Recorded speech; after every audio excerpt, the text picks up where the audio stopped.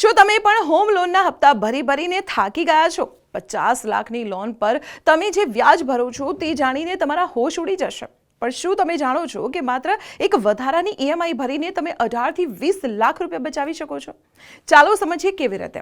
ધારો કે તમે 50 લાખ રૂપિયાની લોન 8.5% વ્યાજે 25 વર્ષ માટે લીધી છે. તમારી મંથલી EMI હશે અંદાજે 40,261 રૂપિયા. પણ ખબર છે, 25 વર્ષના અંતે તમે 50 લાખ રૂપિયાની સામે વ્યાજ પેટે જ 70 લાખ રૂપિયાથી વધુ ચૂકવશો.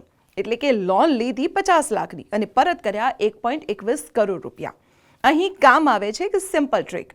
જો તમે વર્ષમાં માત્ર એક એક્સ્ટ્રા EMI એટલે કે વર્ષે 12 ને બદલે 13 હપ્તા ભરો તો તમારું કુલ વ્યાજ 18.30 લાખ રૂપિયા જેટલું ઘટી જશે.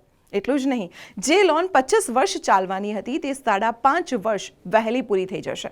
હોમ લોનમાં શરૂઆતના વર્ષોમાં જે હપ્તા ભરો છો તેમાં વ્યાજનું પ્રમાણ વધુ હોય છે.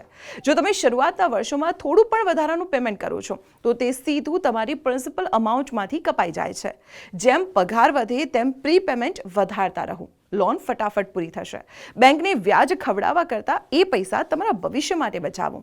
આ માહિતી તમારા એવા મિત્રો સાથે જરૂર શેર કરજો જેમણે હોમ લોન લીધી છે.